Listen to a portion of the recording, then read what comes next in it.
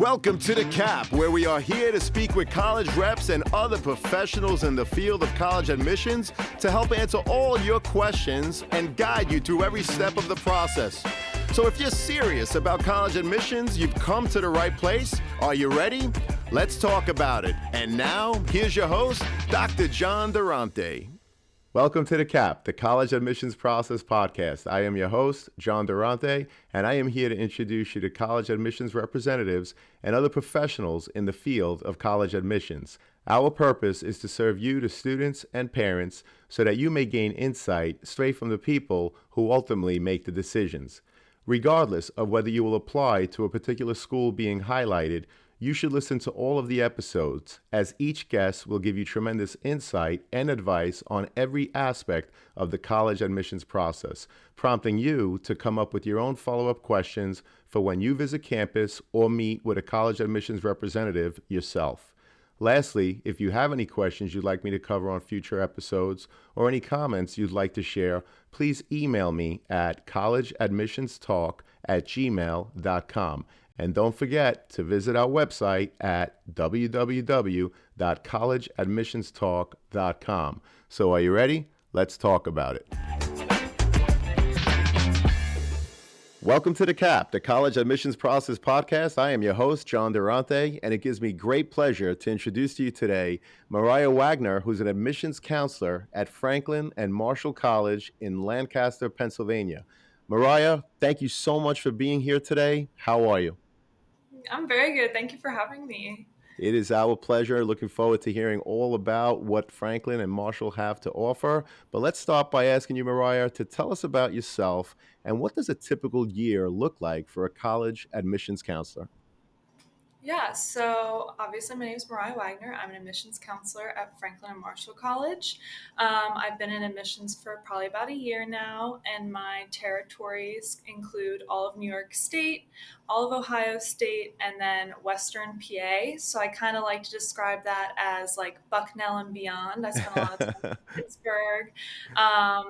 But yeah, so a typical year for a college admissions counselor is really nice. It's cyclical. So your fall season, you're kind of traveling, visiting high schools, doing interviews, just meeting with students who are kind of, finalizing their process, or there are some students who are just beginning their college search. And then in the winter time, you obviously get a nice holiday break, but then you come back and you have application reading. So you do application reading up until spring, and then spring you're back on the road again on a smaller stretch than the fall is. And then your summers are pretty light again for you to kind of work on projects or do something. Like for me personally, I really enjoy the social media aspect of admissions and higher ed. So that's something I've been kind of working on. But yeah, so it's really nice because it's always changing. And when you start to get bored with something, you're into your next cycle. So it's not very monotonous. And you meet a lot of cool people and a lot of cool students. So that's kind of just a little bit about me and the admissions process. Well, thank you so much for that intro, Mariah. We truly appreciate it. And what is it about Franklin and Marshall College that makes it so appealing for so many students to want to apply and ultimately attend? Yeah, so Franklin and Marshall is a small liberal arts college. I think that we definitely have three major pools that attract students and I think kind of set us apart from our counterparts in the liberal arts field. So the first thing I like to highlight, which gets every student excited, is our college houses. So our dorming system is not like typical college dorms. We have our 5 distinct college houses, and each of these houses have their own crests, their own student governments within the houses. They have a dean and a don who are like really supportive staff and faculty members. They have their own events. They really kind of do a lot of stuff all in this one building. And the houses themselves are actually set up to sort of be a community builder on our campus. So they give the students a soft landing into college when they arrive. The housing office has an algorithm for putting students into these houses based off connections curriculum courses, which every student has to take their freshman year. And these classes can range from anything from like Shakespearean literature literature to like the history of chocolate, because we have Hershey like 45 minutes away. So it's really anything that the student is interested in. They take their top five, and then out of the 35 courses are then split into the five houses. And then from there, the student is put into the house based on whichever one of their top five they get put into. And then now, fast forwarding a little more, they arrive to campus after getting, put in their houses, and they have the actual connections course in the seminar room of the house, which is really nice for students who kind of don't really want to get up in the morning and get changed and get ready. You can kind of just roll out in your PJs, go downstairs, and your class is right there. But yeah, and it's cool because, like I said, it's a soft landing for the college students coming in. A lot of our students are out of state. So these kids get really close with the students in their seminar, because the students in their seminar are actually the people living on their dorm floor in the house. So it's an easy way to start conversation, an easy way for them to kind of build their social support system. So I think that really sets us apart. And like I said, it also has, the social events. They have, Bagel Fridays and formals and just all that fun stuff. And then they also have the house government, which is basically a student government within the houses, which are all different depending on the houses. There's a Congress, a parliament, a president, vice president, really all these cool things that they can become involved in just in their living area. So I think that definitely sets us apart. And they're beautiful. If people look them up online, they're really beautiful. So that's definitely the top thing that I think sets us apart. The next thing that sets us apart would be our location. We are in a small city, but it is a city. Lancaster is a really vibrant, beautiful, culture-filled city with basically any food that you can imagine and any activity. So that's a huge draw, because a lot of other liberal arts institutions tend to be surrounded by very rural areas, where we actually have kind of a little bit of the best of both worlds. Because if people, are familiar with Lancaster County as a whole, we have our rural, we have our Amish, we have, the farmers markets and stuff like that. But the city itself actually feels like a city, just on a smaller, safer scale, which I think definitely is a draw for students. And then lastly, I would have to give a big shout out to our Office of Student and Postgraduate Development, or we call it OSPAGOD on campus for short, because that's just a ridiculously long name. So we kind of call it OSPAGOD. But OSPAGOD is kind of like our career center on steroids. They do a lot of stuff for our students. They really hold over 100 programs a year, from things, that help students plan out their next steps, to fine dining etiquette. Say a student has, an interview over dinner, just stuff like that. They hold programs for almost everything. And then students are given an advisor from day one in this office to go to throughout their entire time with us. To kind of brainstorm, figure out next steps, or, work on internships, research, all that stuff. OSPAGOD kind of does everything. They do a lot of alumni networking, and they definitely are the reason I think that our students have very successful outcomes, just because they can provide all the resources that students need to succeed in their postgraduate life. But it also is nice because OSPAGOD is something that students can come back to after graduating. It's not just one of those things where it's like, okay, you've been with us for 4 years, we worked with you, got you to your first job, and that's it.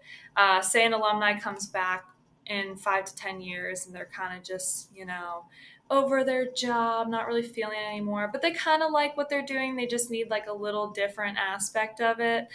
They can get a meeting with an advisor and then go from there to kind of figure out next steps or who they need to talk to, stuff like that. So I would definitely say the top three things that make Franklin and Marshall appealing is our housing system, the city that we're located in, and then OSPAGOD for, the successful outcomes. Well, that's a fantastic introduction. And no wonder I read a statistic that well over 90% of the freshman class actually return. So that's a testament to the great work you do in admissions, but also the community feel that you guys foster on campus. I love Lancaster, been there many times. It's absolutely wonderful.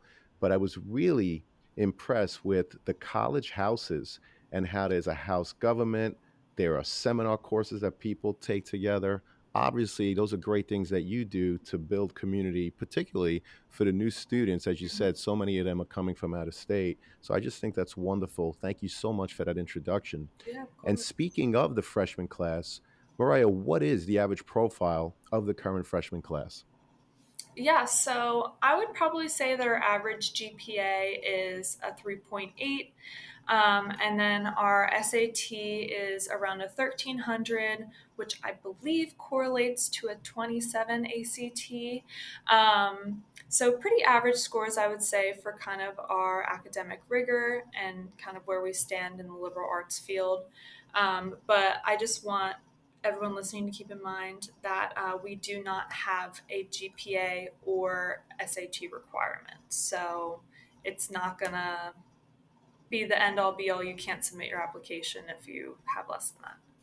Well, I appreciate that. And what would you say to a student if they fall a little lower than the current average that you just described? Yeah, I would definitely still say apply. I mean, sometimes you find when you're reading applications that a student may have, a 3.0 GPA, but they've taken 12 APs or are involved in a lot of extracurriculars, or there are certain other circumstances that are kind of playing a role on their grades or their GPA. Certain schools weigh things differently as well. So it always kind of comes down to the review process. That's why I always tell students, like, even if you had that one bad year, just apply. And if you have to make a note about something, life circumstances or educational circumstances, I mean, we all unfortunately went through a pandemic together, so we are seeing a lot of that right now. Um, don't be afraid to point it out. We read everything, we look at everything, and Franklin and Marshall itself takes a pretty holistic approach to application reading. So it's not an end all be all. I definitely encourage students to still apply. Well, we appreciate that. And I know that Franklin and Marshall are, in fact, test optional like many other schools. A lot of people don't believe it when colleges say that they're test optional. So, Mariah, would you be able to share what is the percentage of students that apply without submitting their test scores? But also, what's the percentage of the accepted class in terms of how many of them did not submit test scores? Yeah, of course. So Franklin and Marshall has been test optional for over 30 years now. And our students tend to apply test optional. We have about two-thirds of the applications being test optional. But out of our incoming class for now 2022, fall of 2022, 50% of them were test optional and 50% of them had their test scores included. So it's really up to the student. It's kind of hard to tell. Like I said, always look at averages. But again, if you accidentally selected, you wanted to put your test scores on, and then you decided later on you didn't want to, it's not hard to email a college and ask for it to get removed, or especially if they're test optional. So it really is solely up to the student. And I always tell my students at least to talk to their counselors as well to see what they recommend. Well, thank you so much for sharing that data. I really appreciate it. Let's get back to student life. Mariah, what else could you tell us about life outside of the classroom at Franklin and Marshall? Yeah. Oh, wow. That's a lot. Our campus has a lot of stuff. We have over 100 clubs. Our students are very active. One of my tour guides described it best, where he was like, if the sun's up, I'm out. And he's involved in a lot of stuff. But yeah, a lot of our students are in 3 to 5 clubs. The clubs are always holding stuff on the weekends, during the week. They have a lot of events involve food, because the best way to get college kids out is to get them free food. So there's a lot of food events, especially with our multicultural clubs. We have Fall Fest and Spring Fest, which are held by the school. We bring out a lot of food trucks into the quad. There's like student run bands playing. There's Writers Fest, which is like a fun festival, but it's also like kind of a workshopping place. They bring in authors to do readings and workshops and stuff like that. So that's a lot of fun too. So there's constantly something going on in campus. But then we also have the city outside of us, which is like great opportunity if students want to work, or if they just want to go thrift shopping or go see a play or go find a new food to try. Like there's really everything in the city within walking distance. And then another pool that gets students too, which I forgot to mention as well, is we have the Amtrak system, which is a train system within 10-minute walk from our campus. So students can get to Philadelphia, Harrisburg in like an hour, which is really good for students if they just kind of want to get away for a little bit and go down for a weekend. It's really easy and really safe for them to just hop on the train and go back and with their friends. Can get our students to New York too. So that's a really good option for students who, which you can't really run out of things to do on campus, but say they get bored of the stuff on campus, they can find stuff, within walking distance or a train ride away, which is really nice. Well, we really appreciate that. Thank you for sharing. And I was also curious, Mariah, do you conduct on site interviews with prospective students? And if so, what advice would you give a student preparing for an interview? Yeah, so we actually do online interviews. Since the pandemic, we found that the online interviews suited our students better because it's a lot easier for them to get interviews because not everyone, unfortunately, can come to campus. So we do conduct those online. We have lovely admissions representatives that do those, and they're really easy to schedule. It's kind of the same as scheduling a visit with us. But I would always tell students to just be yourself. I think a lot of students put pressure on these entrance interviews because they think that it's going to be an end all be all, but really they're for not only the student to, ask their final questions, but also for the college to make sure that, like we have what's going to keep a student happy so that they want to stay on our campus. So it gives more of a personal insight to the student's life. So I always tell students, come ready to talk. Don't be afraid to go too broad because that's better than having a very short, you know, not as in depth. But yeah, I would always just tell students to do that. Well, we appreciate that insight, Mariah. Thank you so much. And I was curious, what are the different ways that a student can apply to Franklin and Marshall? And is there a benefit to applying one way over the other? So we have two different types of applications here. We have early decision and regular decision. So I like to emphasize with early decision that it is a binding contract, not to get confused with early action, which some schools now have. So early decision is an earlier deadline, which means you're going to get an earlier decision release. Um, and basically, if a student falls in love with our campus and we are their 100% top choice, we always recommend them to apply early decision because our acceptance rate is much higher in early decision due to having less applicants in the pool, but also because early decision shows that engagement. It shows that want to come to our campus because, like I said, it is a binding contract. So yes, and then we have two early decision deadlines. One is on November 15th and one's on January 15th. And then we have regular decision, which is also on January 15th. So my advice to students who are applying to college as a whole would be make sure that you know if it's early action or early decision.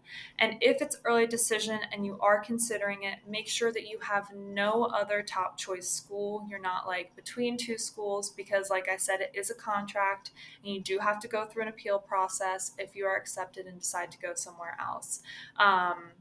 But definitely I don't want ED to sound scary because early decision is really good and, like I said, can definitely help with acceptance. Um, but it is binding. I like to emphasize that. Well, we really appreciate that. Thank you so much. And Mariah, can you share an example of an essay that did not leave a positive impression on you and explain why? Yeah, definitely. So I read a lot of essays, a lot, thousands of essays. So it's definitely easy to kind of check out from them sometimes if they are not a very engaging essay. And I'm not saying it has to be like some crazy story, but for something like a lot of students will write about athletics or a sport that they play, which is not a bad thing, but it's how they write it. They tend to focus on like a game or, spraining an ankle or something like that where they overcome it, which is great, but it tends to leave a very dry essay, just because it doesn't really show much about the student other than kind of their extracurricular, which we can tend to see. We would like to see more about a student's personal life or how they were inspired to go into the career field they want to go into, or something about their family, something that tells us a little more about them, because we get the grades straight up. We hope that they put the activities correctly on their activities section. So the essay just is supposed to kind of show us their writing skills, but that's another huge thing. If a student has bad grammar or it's written very weird where it's hard to read, that can be a red flag too. But overall, just if the essay doesn't really have sustenance to it, that can definitely have a poor effect on the student. Understood, and we appreciate your insight. Thank you so much, Mariah. And in terms of teacher letters of recommendation, what are you looking for to help you get a better picture of the candidate?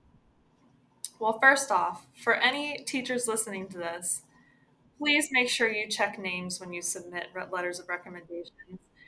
The copy and paste can become very obvious. So yeah, I'm going to preface with that. But overall, what I look for in a letter of recommendation is like a personal story between a student and a teacher, or just to show the connection between the student and the teacher, rather than um, it just feeling like, well, they got an A in my class and yeah, they're ready for college. Like, that's great. I'm really proud of that student for succeeding, but what did they get an A on? Did they do a really good project that wooed you or really stuck out to you? Something that sticks out about a student, other than just putting basic adjectives about the student, because we're hoping that if they're writing a letter of recommendation, they're going to say good things. I mean, obviously, we don't want teachers to lie about the student's performance, but it definitely boosts a recommendation letter when, like I said, it's personal or they have examples. Understood, and we appreciate that, Mariah. Mariah, do you track demonstrated interest, and what are some of the things that students do to show their demonstrated interest? One of the things that we find students do um, to demonstrate interest is they'll come to our campus, um, they'll register for information sessions, or my favorite is they'll send an email, whether it be something like, I'm really excited to apply, I've looked into these topics, yada, yada, yada, or say they did come to visit our campus and they had a good experience. We like for them to reach out to their representative or admissions counselor and just kind of be like, hey, again, I'm excited to apply. I just visited campus. Just positives about the school. And this isn't impossible, for students who can't come to visit campus. We do have online opportunities for virtual visits or virtual information sessions, things like these, that will show demonstrated interest and engagement. And then all this stuff is sort of tracked online. The main thing that I definitely think sets some students apart too is the interviews. So for Franklin and Marshall, we do not require interviews for the application. So it's just something that if a student can fit it into their schedule, we love to see it, because it puts a face to an application and a personality to an application, rather than um, keeping it just on paper. But that shows engagement because, like I said, it's not required. So for a student to go out of their way to utilize the interview aspect of the application process really shows that they're interested in the school. They also did their research because they knew that we had interviews, just stuff like that. So we really look for, like I said, the visits, the information sessions, the emails, and the interviews. Well, we appreciate that. And I was also curious, Mariah, what kind of scholarship opportunities do you offer for academic achievement? And does a student have to apply separately for any of your offerings? Yeah, so unfortunately, Franklin and Marshall is 100% institutionally need based aid, which means that we do not offer merit scholarships, especially with the type of students that we have applying. It's almost impossible to give merit scholarships out because of the caliber that these students are. Um, but because of that, and because we would like to be able to award more money outside of just need based aid, we have actually released what's called a leadership scholarship. It piloted this year and now is officially going to be applicable to the next round of applications. And basically, the leadership scholarship is non merit or need based, it is solely based on um, activities in high school, or if a teacher or counselor highlights a student as having leadership potential. This is something we will mark later on. So students don't really apply for this scholarship.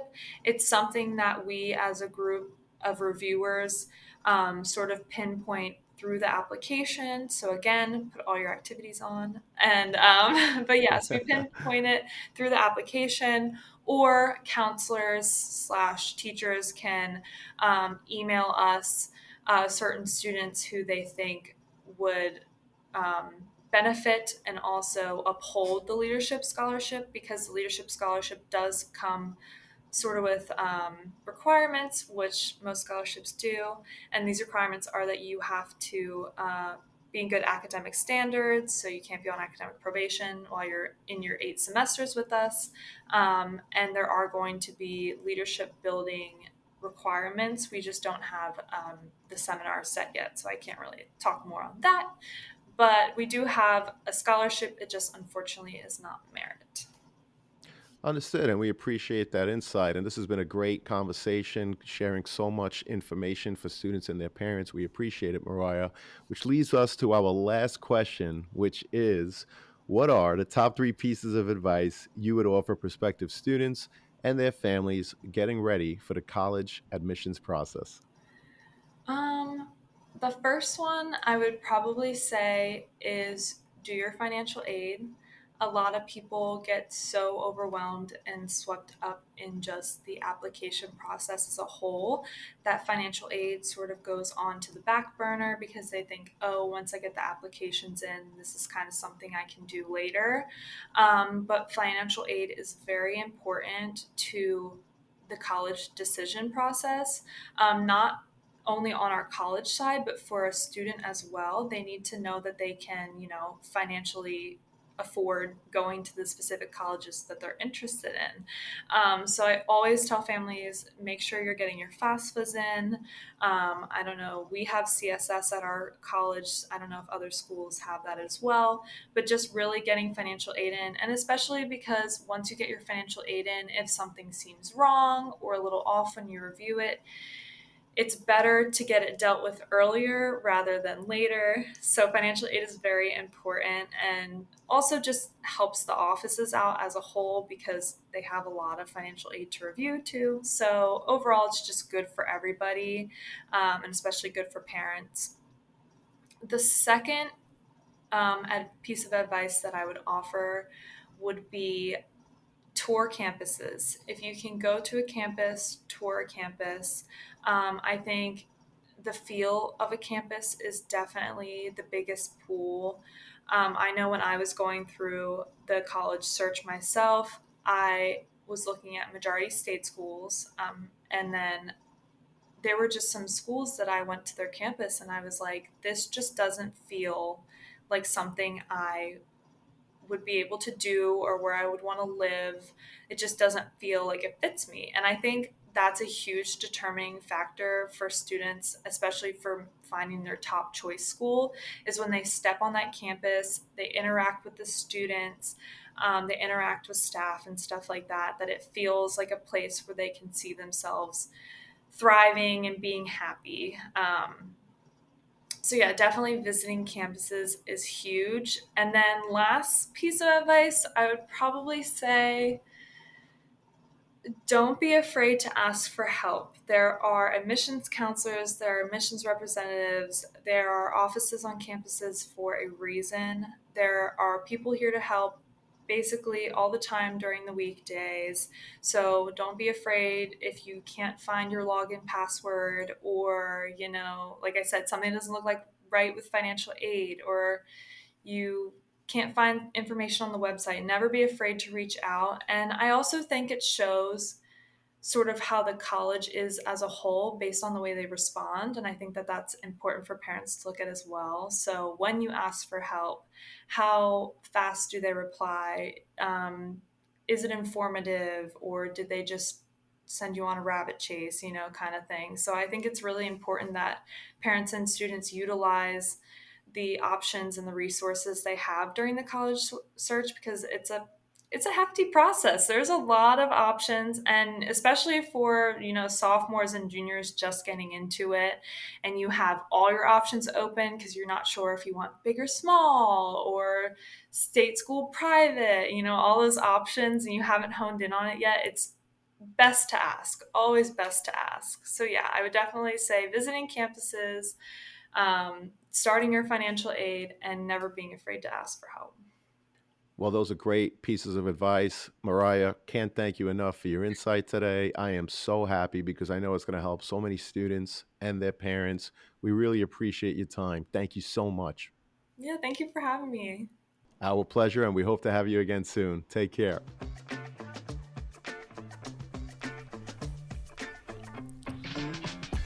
Thank you for joining us on this episode of The CAP, the College Admissions Process Podcast. We hope you enjoyed the show. If you did, please don't forget to tell a friend, and follow us on Facebook, Instagram, Twitter, and wherever you listen to your podcasts. I am your host, John Durante, and I look forward to seeing you on the next episode of The CAP.